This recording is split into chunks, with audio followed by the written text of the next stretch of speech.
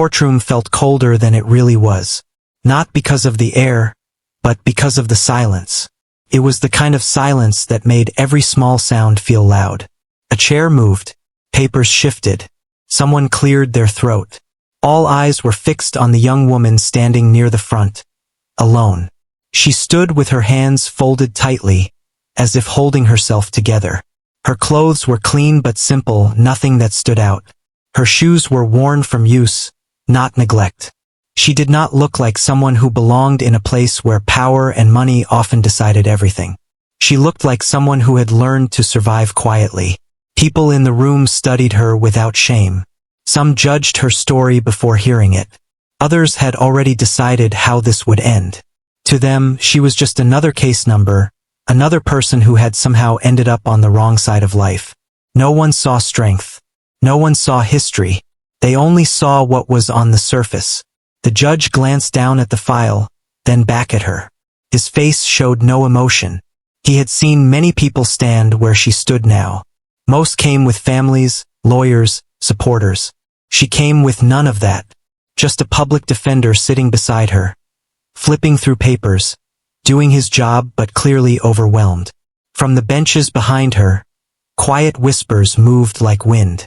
People leaned toward each other, speaking in low voices. Some shook their heads. Others looked bored, as if they were waiting for something more interesting to happen. She tried not to listen.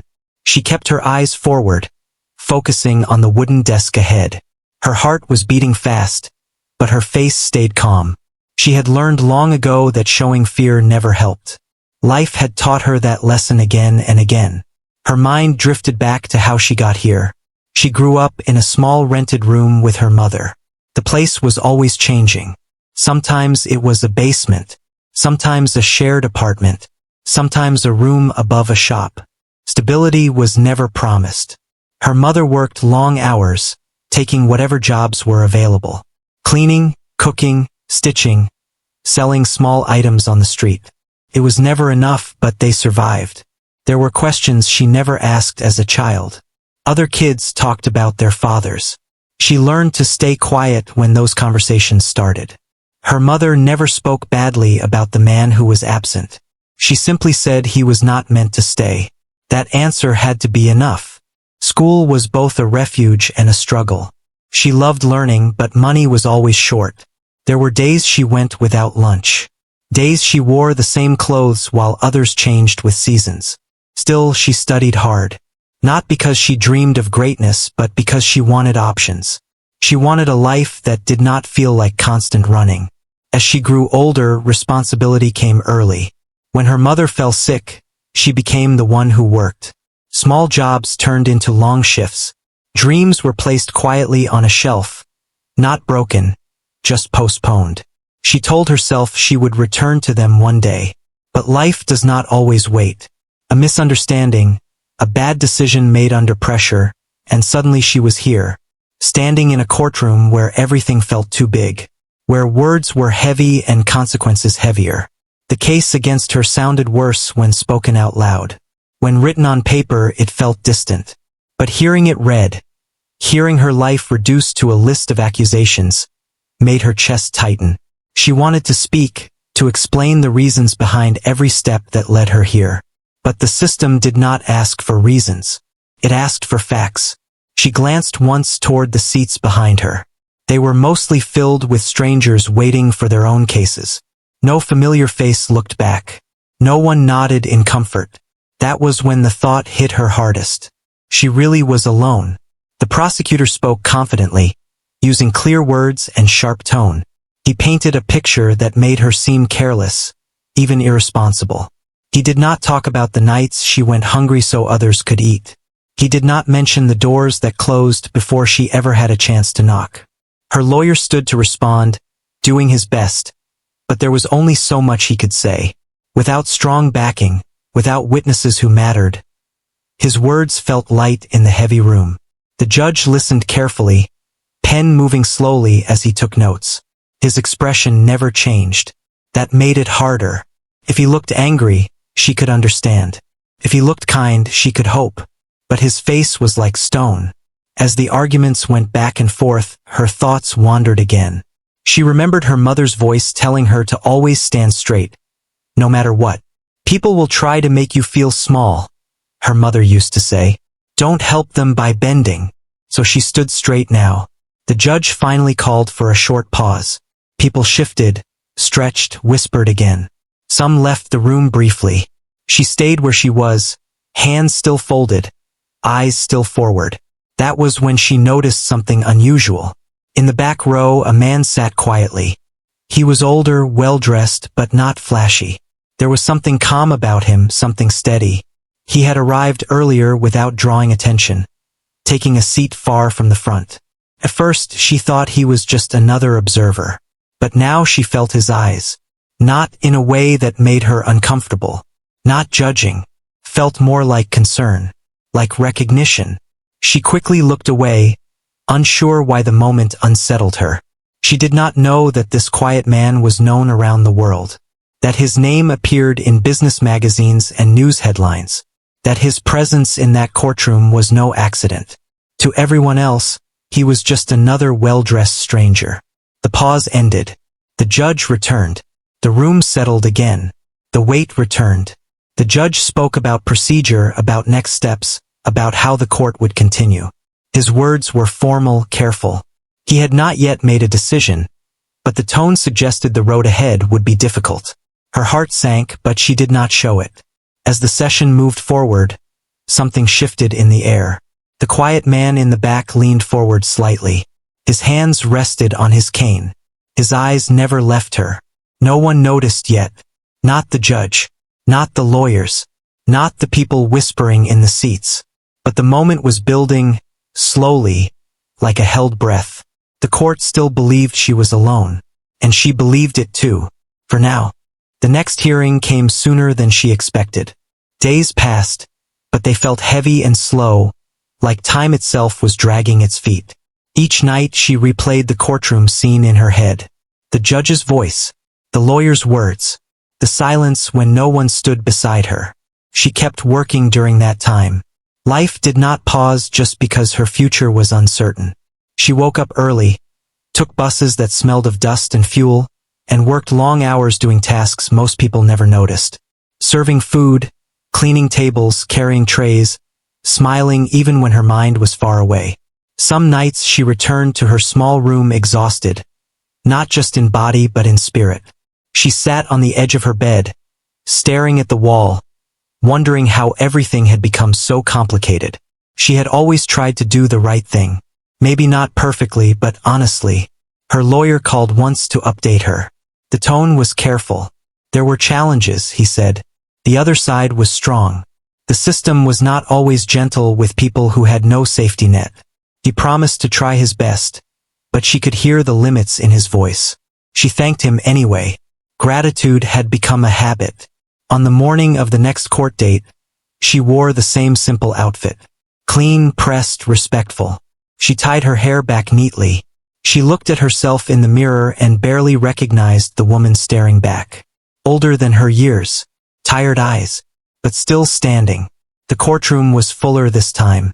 More cases were scheduled, more people waiting. The noise level was higher, but the tension felt sharper.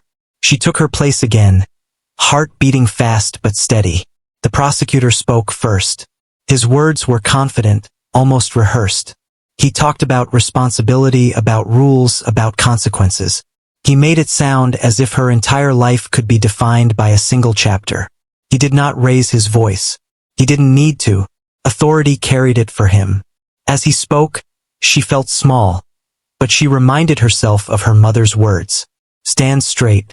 Her lawyer responded, pointing out details that softened the picture. He mentioned her clean record, her work history, her cooperation. He tried to show the person behind the paperwork. Sometimes it felt like his words reached the room. Other times they fell flat. The judge listened. Always listening. Always writing. She noticed again that quiet man in the back. He sat in the same place, calm and still. This time, she was sure he was watching her. Not constantly, but enough to feel it. When their eyes met briefly, he nodded once, very slightly. She didn't know why. but that small gesture stayed with her. The judge asked her to speak. Her throat tightened. She stepped forward slowly. This was the moment she had both feared and prepared for. She spoke simply. No big words. No excuses. She explained what led her here, how pressure and fear had clouded her judgment. She did not blame others. She took responsibility for her actions, but she also asked to be seen as a whole person, not just a mistake. Her voice shook once, then steadied. She talked about work, about caring for her sick mother, about trying to survive without cutting corners until the moment she did. She admitted regret, real regret. The room was quiet. Even the whispers stopped. The judge thanked her and asked her to step back. She returned to her spot, legs trembling slightly, but heart lighter. She had spoken her truth. Whatever happened next, at least her voice was now part of the record. The court adjourned again without a final decision.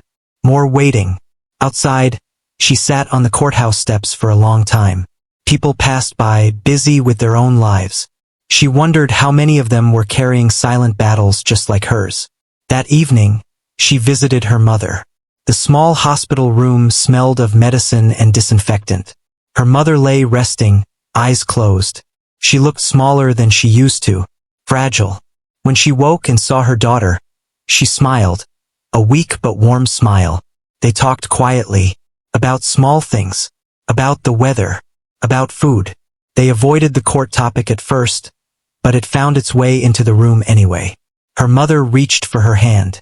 "Whatever happens," she said softly, "remember who you are." She nodded, holding back tears. Another court date came, then another. With each session, the weight grew heavier. Rumors circulated among the people waiting. Some cases ended quickly. Others dragged on for months. She learned to read the room, to understand which judges were strict, which were fair, which were tired. Still, the sense of being judged never left. One day, during a break, she overheard two people talking about the quiet man in the back. They spoke in hushed tones, surprised tones. They mentioned headlines, companies, wealth. She froze. Could it be the same man? She turned slowly, looking toward the benches. He was there, speaking quietly to someone now. His posture relaxed, but his presence firm. The way people around him behaved was different, respectful, careful. A strange feeling stirred inside her. Confusion mixed with curiosity. Why would someone like that be here? And why so often? The next hearing answered none of her questions, but the tension thickened. The prosecutor pushed harder. The consequences discussed were serious now. Her future hung in balance. The judge paused longer than usual before speaking. He announced that the court would soon reach a conclusion. Soon. That word echoed in her mind. She felt the quiet man shift behind her. Just slightly, as if preparing for something. The courtroom still believed she was standing alone. But unseen threads were moving. And she was closer than ever to discovering that her story was far bigger than she had been led to believe. The day everything began to change started like all the others. Gray sky, slow traffic, the same courthouse steps worn smooth by thousands of stories that never made the news. She walked in with steady steps, though her stomach was tight. She had learned how to carry fear without letting it show. Inside, the courtroom felt heavier than before. The air seemed thick, as if everyone sensed something important was about to happen. She took her place again, hands folded, eyes forward. Her lawyer whispered a few words, reminding her to stay calm. She nodded. The prosecutor was ready, papers organized, voice firm. He repeated his points with more force this time, pressing hard on consequences. The message was clear. The court needed to make an example. Rules mattered more than circumstances. As he spoke, she stared at a small scratch on the wooden desk. She focused on it to keep her breathing even. Every sentence felt like a stone added to a growing weight on her chest. When her lawyer stood, he did his best. He spoke about fairness, about second chances, about how punishment should fit not just the action, but the life behind it. His words were honest, but the room felt unmoved. The judge leaned back slightly, fingers touching his chin. His eyes moved from one side to the other. He asked a few questions, short and direct. Then he paused. That pause stretched longer than usual. People shifted in their seats. Someone coughed. The sound echoed. Then, from the back of the room, a chair moved. At first, it seemed unimportant. Just another sound in a courtroom full of them. But the movement continued. Slow. Deliberate. The quiet man stood up. She felt it before she saw it. A shift in the room, like a sudden change in weather. People turned their heads. Whispers stopped mid-word. Even the judge looked up. The man did not rush. He stood tall, adjusting his jacket calmly. His face was serious but not angry. More like someone who had waited long enough. "Your Honor," he said, his voice steady and clear. The judge raised an eyebrow. "Yes." The man introduced himself. His name was not spoken loudly, but it carried weight. A few people gasped softly as recognition spread. Others leaned forward, confused but alert. She felt her heart begin to race. The man asked permission to speak. The judge hesitated, then nodded. Court rules bent slightly under the pressure of reality. What happened next felt unreal. The man spoke slowly, choosing each word with care. He explained that he had been following the case closely, that he had reasons for doing so, personal reasons. She stared at him now, truly looking for the first time. His eyes were kind, but filled with something deeper. Regret. Long-held pain. He talked about a young woman born many years ago, to someone he had loved but failed. He spoke of fear, of choices made too late, of distance created by pride and circumstances. He did not excuse himself. He took responsibility. The room was silent. She felt dizzy. Then he said the words that changed everything. He said she was his daughter. The sound of those words hit the room like a wave. Gasps, murmurs, a sharp intake of breath from someone behind her. Her own breath caught painfully in her chest. She turned slowly, disbelief written across her face. Her mind refused to accept what her ears had heard. This had to be a mistake, a misunderstanding, something out of a movie, not her life. The judge asked for order. His gavel tapped once, firm. The man continued. He explained how he had discovered the truth years ago but stayed away, believing distance was better than disruption. He admitted that was wrong. He said watching her stand alone in court had finally broken something inside him. He presented documents, records, proof of connection. His voice never shook. Her lawyer looked stunned. The prosecutor looked unsettled. The judge leaned forward now, studying the papers carefully. She felt numb. All her life, she had filled the empty space with acceptance. No father, just the way things were. Now that space was suddenly crowded with questions.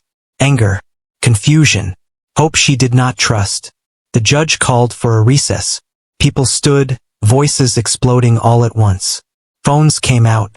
The quiet courtroom turned loud and chaotic.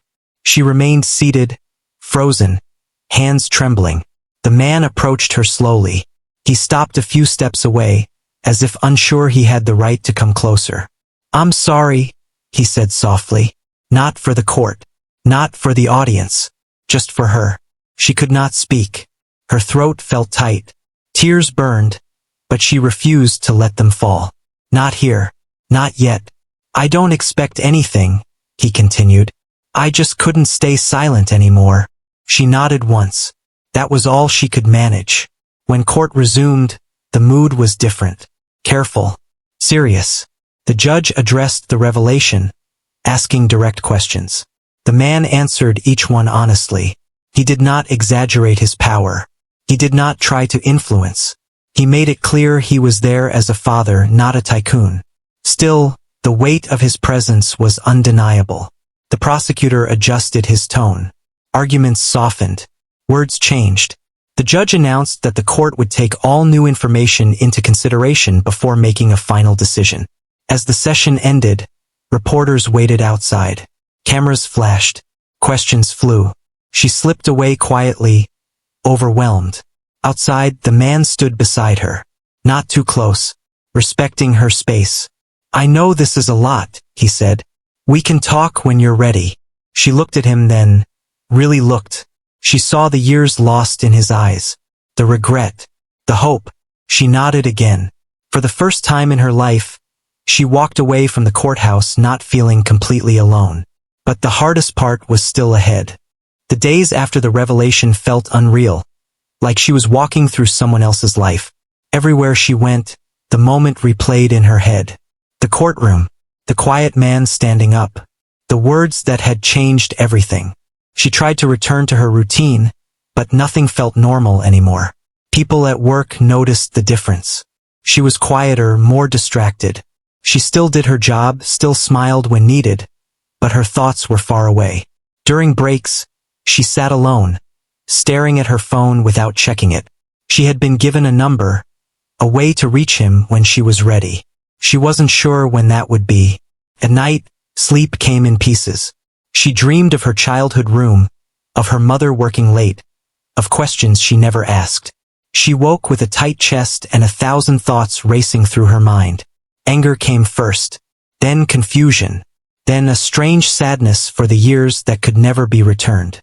Her mother noticed too. When she visited the hospital again, her mother studied her face carefully. "Something happened," she said gently. It wasn't a question. She sat beside the bed and told her everything. Slowly, carefully, she watched every change in her mother's expression. Surprise, pain, understanding. Her mother closed her eyes for a moment. When she opened them again, they were calm. "I always wondered when the truth would come," she said quietly. "I just didn't know it would come like this." There was no anger in her voice, just tired honesty. Her mother explained what she had kept hidden for years. How fear and pride on both sides had built walls too high to climb. How she chose silence because she believed it was safer for a child than broken promises. They cried together that day. Not loudly, just tears slipping down, releasing years of quiet weight. The next court date arrived with heavy attention. The courtroom was full, not just with people waiting for their cases, but with observers. The atmosphere was different now. Careful, curious. She walked in feeling exposed, as if everyone knew her story. She focused on breathing, on placing one foot in front of the other. The man was already there. He stood when he saw her, not to draw attention, but out of respect. He asked quietly if he could sit beside her. She hesitated, then nodded. The space between them felt strange, filled with history that had never been shared. They didn't talk much, just small words, simple questions. How was she feeling? Was her mother doing better? He listened more than he spoke. The hearing began. The judge addressed the new information directly. He spoke about responsibility, not just legal but personal. He asked questions about timing, about truth, about why things had been hidden for so long. The man answered each one honestly. He did not defend his past silence. He admitted regret without excuse. She listened, arms folded lightly, heart heavy. Her lawyer spoke next. This time, his voice carried more confidence. Not because of wealth or power, but because the full picture was finally visible. He spoke about character, about growth, about how one mistake should not erase a lifetime of effort. The prosecutor responded, but his tone had shifted. Less forceful, more balanced. The desire to punish had softened into a search for fairness. The judge listened carefully, longer than before. He called for another brief pause. During the break, the man turned to her. "I don't want to take control of your life," he said quietly. "I only want to support you, in whatever way you choose." She studied his face. She saw sincerity but also fear. Fear of rejection. Fear of doing more harm. "I need time," she said. "I understand," he replied. When court resumed, the judge spoke with measured clarity. He said the court would soon reach a final decision, taking into account everything presented. He reminded everyone that justice was not about power, but about truth and balance. The session ended with no verdict yet. Outside, the noise was louder than before. Questions. Cameras. She avoided them, head down, moving quickly. The man shielded her without touching, guiding her through the crowd with quiet authority. Later that evening, they sat in a quiet place away from attention. No cameras. No court walls. They talked. Not about money. Not about influence. About missed birthdays. About letters never sent. About watching from a distance and believing it was kindness. She told him how she grew up. The jobs she worked. The dreams she paused. The moments she wished someone had stood behind her. He listened without interruption. Tears filled his eyes more than once. He did not look away. "I can't change the past," he said. "But I want to be present now." She nodded slowly. Trust did not come easily. But honesty mattered.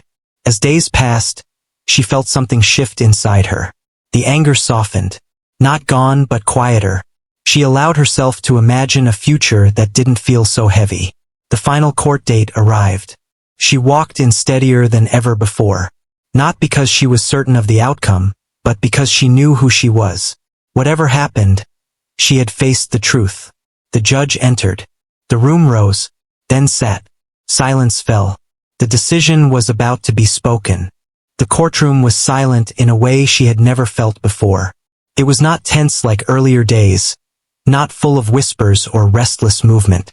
It was a deep, waiting silence, the kind that made every heartbeat feel louder. She sat with her hands resting calmly in her lap. Her shoulders were straight. Her face was steady. Inside, emotions moved like waves, but she had learned how to stay grounded. She glanced once toward her mother, who sat a few rows behind, wrapped in a shawl, eyes filled with quiet strength. Then she looked forward again. The judge cleared his throat. He spoke slowly, carefully, as if each word carried weight. He reviewed the facts of the case, not rushing, not skipping details. He spoke about actions, consequences, and responsibility. Then he spoke about context, about hardship, about character. He mentioned her work history, her honesty before the court, her willingness to accept responsibility. He acknowledged the mistakes made, but he also acknowledged growth. She listened closely, breathing evenly. Then the judge addressed the recent revelation. He did not focus on status or wealth. Instead, he focused on truth, on how hidden histories can shape lives in ways the law does not always see. He made it clear that the court was not influenced by power, but by clarity. The room felt heavy again. Finally, the judge reached his decision. The outcome was fair, balanced.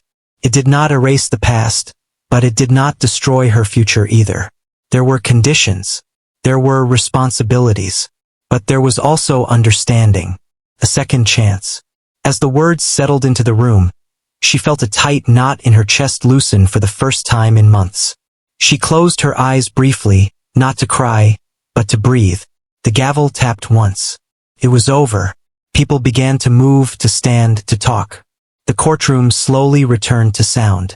But for her, everything felt quiet, calm. She turned and looked at the man beside her. He did not smile widely. He did not celebrate.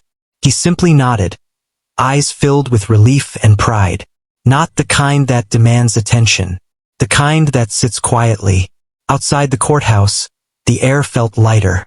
Sunlight broke through the clouds, warming the steps. Reporters waited, but she did not stop. She walked past them, head high, choosing peace over noise. Her mother met her at the bottom of the steps and held her tightly. They did not speak. They did not need to. Later that day, they sat together in a small cafe. Just the three of them. No cameras. No court walls. Just simple chairs and quiet music. They talked about ordinary things at first. Food, weather, small plans. Slowly, the heavier conversation returned, but it felt different now. Less painful. More honest. The man apologized again. Not in grand speeches, not in promises filled with money. Just simple words. He said he wished he had been braver sooner. He said he understood if trust took time. She appreciated that. Over the weeks that followed, life did not suddenly turn perfect. She still worked, still took buses, still faced tired days. But something inside her had changed. She no longer felt invisible. She attended counseling sessions required by the court, not with shame, but with openness. She learned more about herself, about boundaries, about choices. The man stayed present, not controlling, not distant. He visited her mother. He listened more than he spoke. He learned how to show up without trying to fix everything. Trust grew slowly, carefully. One evening, months later, she stood outside a small community center. Inside, children practiced music and reading after school. She had volunteered there recently, wanting to give back in a way that felt real. She watched them laugh, struggle, learn. She thought about how close she had come to losing everything. She thought about the courtroom that once believed she was alone. She smiled softly. Life did not change because someone powerful stood up. It changed because truth finally stood beside her. She walked forward, not as someone rescued, but as someone who had endured. And for the first time, she truly believed her future belonged to her.